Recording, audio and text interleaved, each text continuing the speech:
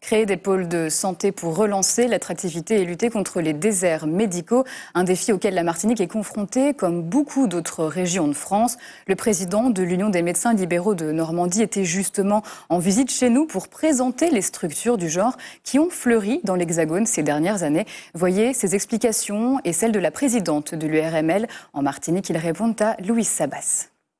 Nos pôles de santé en Normandie font entre 25 et 65 professionnels de santé qui sont regroupés. Et ça, on sait que c'est ça qui est attractif. Ce qui intéresse le jeune médecin ou le jeune professionnel, c'est de travailler en équipe. Or, jusqu'alors, traditionnellement, dans nos cabinets isolés, on travaillait un peu chacun dans nos cabinets propres, sans trop de contact avec l'infirmière, le kiné, et tout ça, c'est fini. Et ça nous oblige à penser le travail autrement. Et du reste, c'est assez tendance aujourd'hui de parler de coordination des soins. Eh bien, la coordination des soins, nous, on l'a déjà mise en place dans les pôles de santé en Normandie, par exemple. Nous, on est dans une catastrophe en ambulatoire puisque on est de démographie médicale à moins 20% en généraliste par rapport à l'Hexagone et moins 34% en médecins spécialistes. Avec un autre constat, une moyenne d'âge âgée, puisque plus de 55% des médecins généralistes ont plus de 55 ans.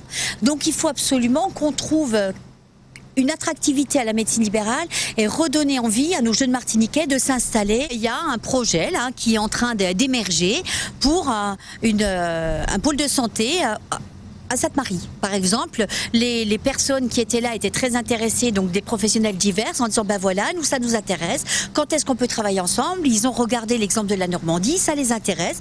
Moi j'ai des jeunes médecins qui sont intéressés pour s'installer, donc à nous de trouver le maillage. Alors la différence avec, vous parliez des centres de santé, là c'est qu'on est vraiment dans l'entreprise libérale. C'est les libéraux qui vont porter ce projet, ça va émerger du terrain pour remonter et trouver les institutions qui vont nous aider, aussi bien l'ARS que les mairies, que la CTM, donc j'espère qu'on aura un maillage fort autour, mais ce n'est pas une instruction ministérielle qui descend, c'est le contraire.